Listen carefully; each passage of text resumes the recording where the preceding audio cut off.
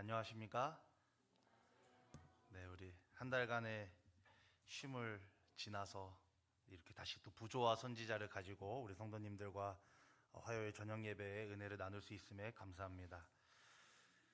오늘은 하나님의 말씀 민수기 11장 11절로 15절에 있는 말씀을 우리가 함께 찾아서 살펴보도록 하겠습니다.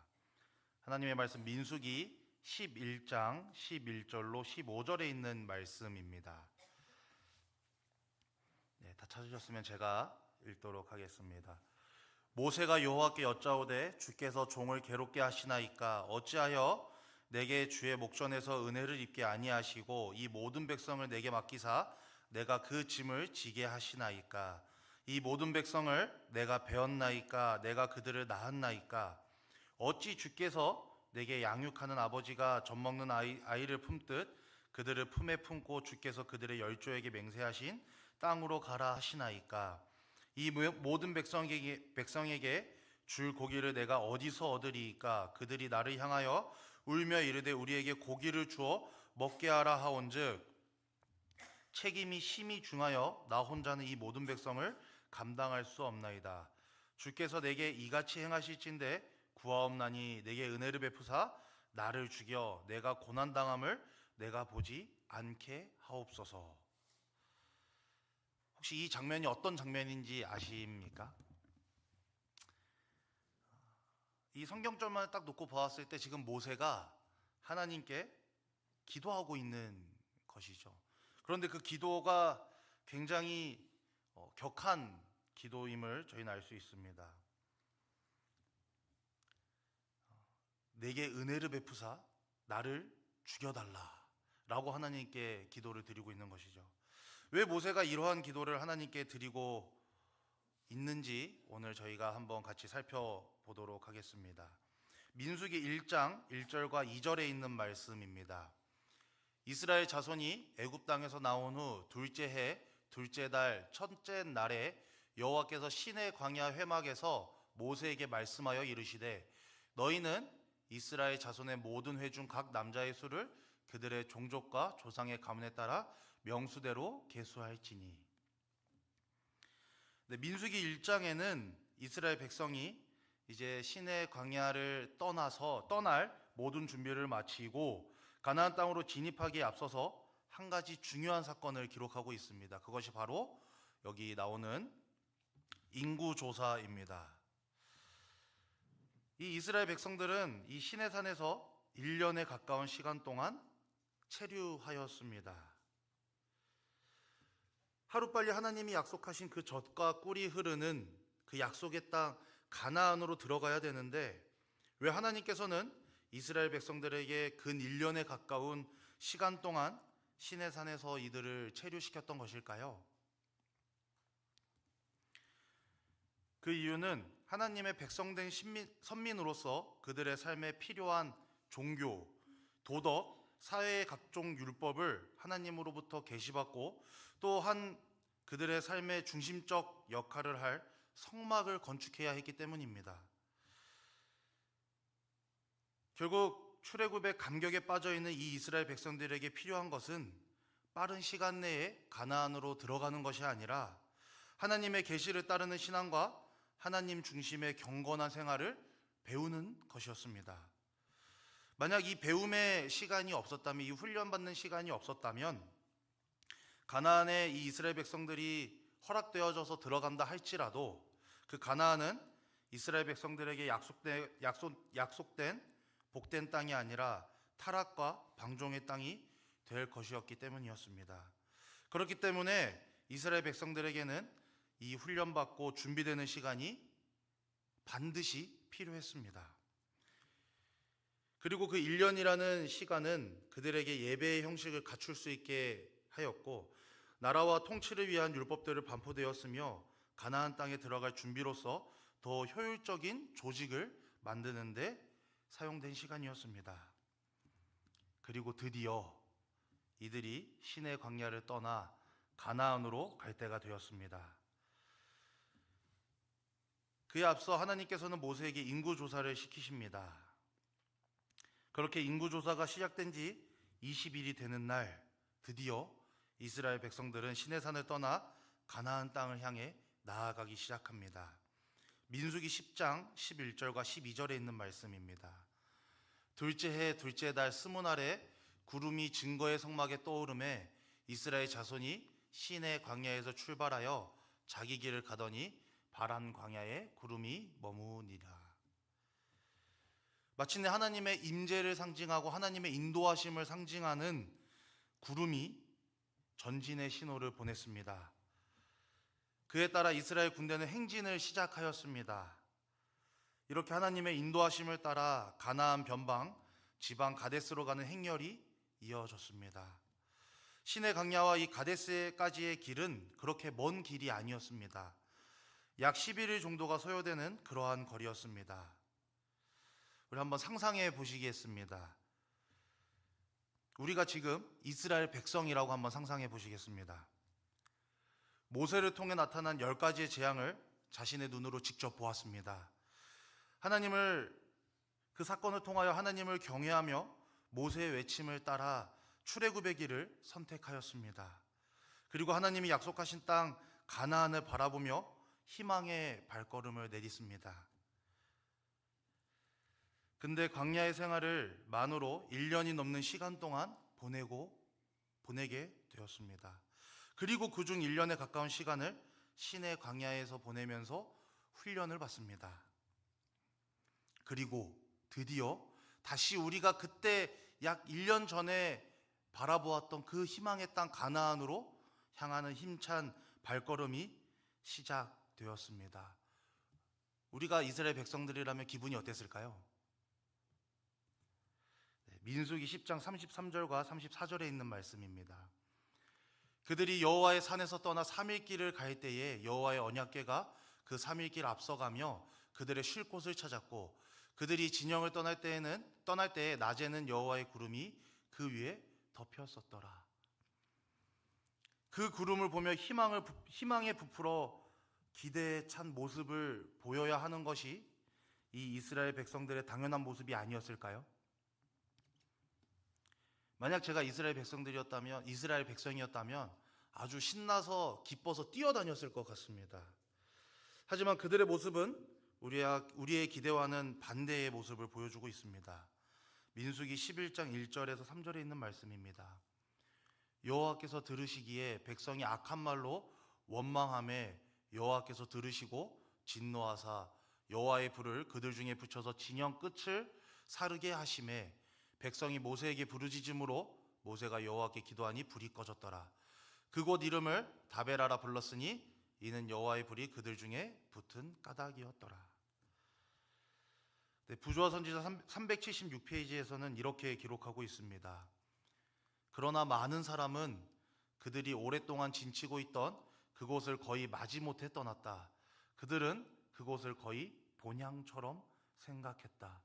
그들이 훈련받고 잠깐 머물고 있었던 그 시내 광야가 그들은 거의 본향처럼 생각되어졌다라고 합니다. 자신들이 준비되어지고 있던 그곳이 익숙해져서 자신들의 원래 집처럼 생각했습니다. 그리고 그런 그곳을 하나님의 명령으로 마지못해 떠나게 되었습니다. 제가 지난 안식일 교과 시간에 학생들과 이야기를 하다가 이런 이야기를 하게 되었습니다. 너네는 토요일 날 학교를 안 가고 교회에 오는 기분이 어떤 건지 모르지? 전도사님 때는 초등학교 때 6년 동안 전도사님은 토요일 날 학교를 가본 적이 없어. 혹시 성도님들은 그때의 안식일을 기억하십니까? 토요일이 빨간 날이 아니었던 그 시기에 안식일을 지키는 것이 얼마나 힘들었는지 기억하십니까? 나의 일을 포기하고 교회를 다니던, 세상 사람들의 눈초리를 받으며 교회를 다니던, 학교를 빠지면서 지키던 그 안식일. 지금은 안식일에 교회 오는 것이 너무나 편안하지 않으십니까? 그런데 만약 다시 법이 바뀌어서 토요일 날 일을 해야 된다면, 토요일이 빨간 날이 아니게 된다면, 학생들은 강제로 학교를 가야 되고 우리 회사를 다니시는 분들은 토요일 날 출근을 해야 된다면,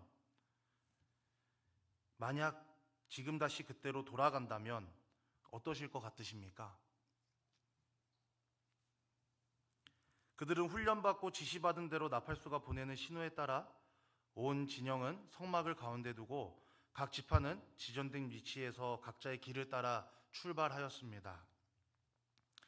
모든 눈들은 구름이 어느 방향으로 인도할까 궁금히 여기며 바라보고 있었습니다. 그런데 구름 기둥이 산들이 첩첩히 가로막고 있는 검고 황량한 동쪽으로 이동하는 것을 보게 되었습니다. 많은 사람의 마음에는 슬픈 감정과 의심이 일어났다라고 부자 선지자에서는 기록하고 있습니다. 이스라엘 백성들이 전진하면 전진할수록 길은 더욱 험악해져 갔습니다. 이들이 가는 길은 돌 많은 협곡과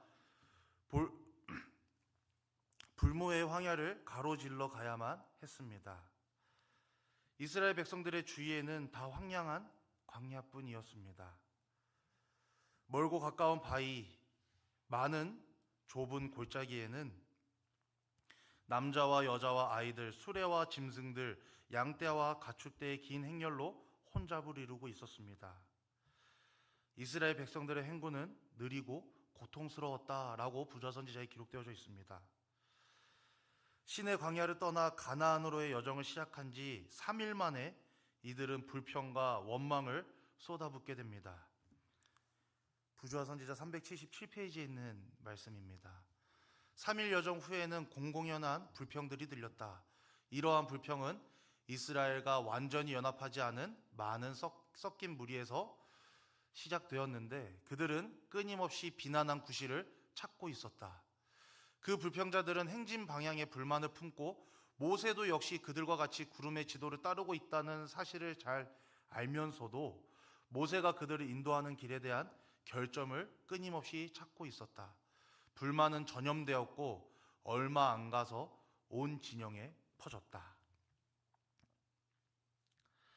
이 장기간의 체류를 통해 안정적인 생활을 하다가 또다시 힘든 광야 생활을 경험하는 것은 굉장히 힘든 일이었습니다. 이 민수기 11장 1절에 나오는 진영 끝, 하나님께서 불사르신 진영 끝은 아마도 이 행렬에서 이탈하여 제일 뒤에 뒤처져 있던 무리들을 가리키는 것이 아닌가 생각되어집니다. 이들은 앞으로 행진하려 하지 않고 불만과 불평으로 가득 차 뒤에서 악한 말로 하나님을 원망하고 있었던 것입니다. 저도 올해 초에 이제 목회자 시험을 합격하고 2월 달에 재림연수원에서 일주일간 연수를 받았습니다. 그런데 수요일 날 오후 점심 식사 이후에 강의를 원래 들어야 되는데 그 강의 시간에 강의가 아니라 산책으로 이렇게 등록되어져 있는 것을 보았습니다. 근데 산책 시간이라서 가벼운 마음으로 이제 그 재림연수원 앞에 주차장에 가서 줄을 서 있는데 갑자기 오재호 목사님이 산책이 아니라 등산을 가자고 하시는 것이었습니다. 부끄럽게도 그때 제 모습이 이 민수기 11장 1절에 등장하는 제일 끝에 있던 사람들의 모습과 똑같았습니다. 결국 저는 점점 더 뒤로 뒤쳐져서 앞장서 가던 오재호 목사님의 모습이 사라지자 저는 그대로 뒤를 돌아 재림연수원으로 돌아갔습니다. 불평에는 힘이 있습니다. 제가 이 날씨에 무슨 등산이야 라고 하면서 계속 투덜대며 뒤로 점점 뒤쳐졌는데요. 제 곁에는 저의 친구들이 있었습니다. 이처럼 불평에는 힘이 있습니다. 어떤 힘이냐면 바로 전염의 힘입니다. 하나님의 사랑을 전염시키는 것보다 나의 불평을 전염시키는 것이 훨씬 쉽습니다. 이렇게 뒤에 처져 있던 사람들의 그 불평은 이제는 이스라엘 온 진영을 집어삼켰습니다. 민수기 11장 10절에는 백성의 온 종족들이 각기 자기 장막문에서 우는 것을 모세가 들으니라. 이러므로 여호와의 진노가 심히 크고 모세도 기뻐하지 아니하여. 이 주석에 보면 자기의 슬픔과 고통을 세상에 알리는 것이 동방 사람들의 관습이었다라고 재림교회 주석에 기록되어져 있습니다. 그리고 그 뒤에 뭐라고 기록되어져 있냐면 그러나 이 경우는 모든 가정이 그들의 장막문 앞에서 큰 소리로 울었던 것으로 보아 구체적인 행동을 위해 사전에 세운 계획처럼 보인다. 그리고 또 다른 주석에는 군중 심리에 편승된 죄악, 불평은 이스라엘 전역을 오염시켰고 따라서 온 민족이 마치 어린아이같이 울어댔다라고 기록되어져 있습니다.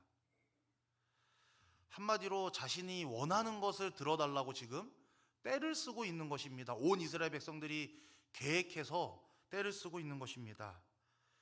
그렇다면 이 이스라엘 백성들이 무엇을 달라고 이렇게 떼를 쓰고 있던 것일까요? 바로 고기였습니다.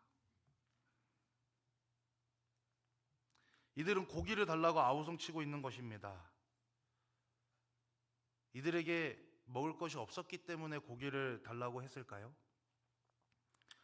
아닙니다. 이들은 만나를 풍부하고 풍족하게 공급받았지만 이들은 만나만으로 만족하지 못했습니다. 이스라엘 백성은 애굽살이를 할 동안 이 만나보다 더 맛없고 만나보다 더 간단한 음식을 먹고 살 수밖에 없었습니다. 왜냐하면 그들은 노예였기 때문이죠. 하지만 궁핍과 힘든 노동으로 인한 식욕은 만나보다 맛없는 것, 그것이 무엇이든 간에 그것을 맛있게 먹을 수 있게 해줬던 것입니다. 식욕이 반찬이란 말이 있죠. 허기가 시장이죠, 시장.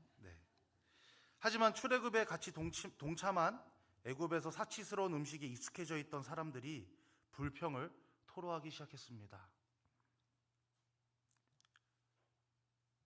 제가 이 말씀을 준비하고 묵상하면서 이 이스라엘 백성들의 모습을 보고 질타할 수가 없었습니다. 왜냐하면 저의 모습과 똑같다라는 사실을 발견하게 되었습니다. 제가 일주일 동안 재림연수원에 있었는데 제일 힘든 게 무엇인지 아십니까? 재림연수원엔 고기가 안 나옵니다. 그리고 재림연수원 밥은 제 개인적인 의견으로 저의 입에 맞지 않습니다. 제가 저희 동중한합회 목회자들만 2월 달부터 이제 발령을 받았기 때문에 저희들만 특별하게 금요일과 안식일에 교회를 갈 수 있는 이제 외출증 같은 것을 주셨습니다. 그래서 제가 금요일 날 이 남원주교회 처음 오는 날 저녁 예배에 참석하기 위해서 재림연수원을 나왔을 때 제일 먼저 먹은 음식이 무엇인지 아십니까? 고기였습니다. 이런 제가 어떻게 이스라엘 백성들을 질타할 수 있겠습니까? 하나님께서는 고기 또한 만나처럼 그들에게 공급하실 수 있었을까요? 충분히 풍족하게 그들이 원하는 만큼, 아니 그들이 원하는 것보다 더 많이 공급해 주실 수 있으셨습니다. 그런데 왜 그렇게 하지 않으셨을까요? 재림연수원에서 고기를 주지 않는 이유와 똑같습니다. 그 음식이 그들에게 필요하지 않기 때문이죠. 하나님께서 그들에게 만약에 고기가 진정 필요했다면 그들에게 고기를 공급해 주셨을 것입니다. 그러나 하나님께서는 그들의 행복을 위해서 많은 사람이 애굽에서 먹었던 자극적인 음식보다 지금 이스라엘에게 필요하고 적합한 음식을 공급하고자 이들에게 고기를 공급하지 않으셨던 겁니다. 잘못된 식습관을 조금이라도 더 건전한 상태로 회복시켜 그들로 하여금 태초에 인류를 위하여 준비된 음식, 곧 하나님께서 에덴 동산에서 아담과 하와에게 주셨던 땅의 열매를 즐겨 먹도록 하고자 하나님께서 하셨던 것입니다. 그렇기 때문에 하나님께서는 이스라엘 백성들에게 고기를 공급하지 않으셨던 것입니다. 하지만 사탄은 저와 같은 식욕의 방종에 빠져 있는 자들을 유혹하여 하나님의 이런 일방적인 제안을 불공평하고 잔인한 일처럼 생각하게 만들었습니다. 이 부조화 선지자 378페이지에는 이처럼 식욕의 방종이 얼마나 무서운지에 대해서 기록하고 있습니다. 사탄은 제한받지 않은 식욕의 방종이 호색을 낳게 하기 쉬운 것을 알았기 때문에 그들로 하여금 금지된 것을 갈망하게 하였다. 하와를 유혹하여 금단의 열매를 먹게 한 때로부터 사탄은 식욕에 호소하는 유혹을 통하여 광범위하게 사람들을 죄로 몰아넣었다. 그들을 정욕의 방종으로 이끄는 먹고 마시는 때의 부절제는 이스라엘 백성으로 하여금 하나님께 불평하도록 만들었다. 네, 시욕의 방종이 죄를 이 세상에 들어오게 만들었습니다. 그리고 오늘날을 살아가는 많은 사람들이 이 식욕의 방종에 빠져서 살고 있습니다. 그리고 그러한 식욕의 방종이 이제는 우리 교회 안에도 들어오고 있다는 것입니다. 음식에 대해서 타협하고 관대해지고 있는 모습들을 저희들은 흔히 볼 수 있습니다. 저 또한 지금 이 설교를 하고 있는 것이 굉장히 부끄럽고 부담이 됩니다. 왜냐하면 제가 제일 약한 부분이 바로 이 식욕의 방종이기 때문입니다. 이 부조화 선지자에는 정욕의 방종은 사람들로 하여금 자신의 도덕적 의무를 무시할 수 있는 길을 마련해 준다라고 기록하고 있습니다. 그리고 정욕의 방종에 빠진 사람들은 이러한 유혹이 엄습해 올 때 그러한 유혹들을 이겨낼 수 있는 힘이 전혀 없다라고 기록되어져 있습니다. 즉 그러한 유혹이 우리에게 찾아올 때 그것이 유혹이라고조차 생각하지 않는다라는 것이죠. 야식이 먹고 싶을 때 야식을 먹는 것이 유혹이라고 생각되어지지 않는 것입니다. 이게 음식뿐만 아니라 이 부절제한 삶을 통해서 우리가 일어나는 우리 생활 속에 있는 모든 나쁜 습관들이 우리에게 더 이상 유혹으로 다가오지 않는다라는 것입니다.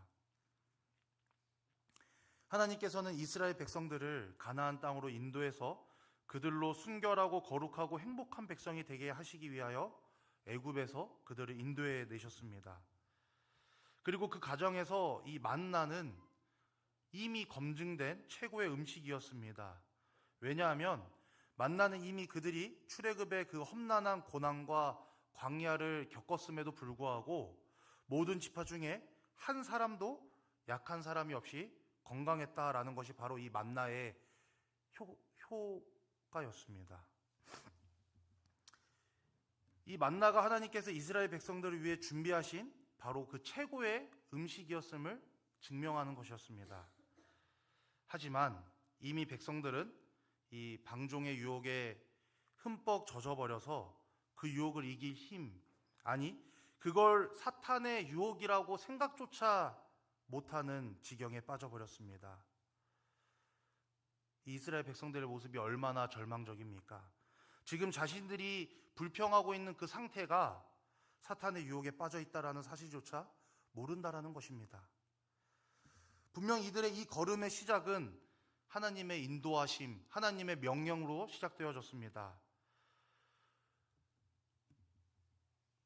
하지만 이들이 홍해에서 시내 광야까지 여행하는 동안에도 이 불평과 소동이 자주 일어났습니다.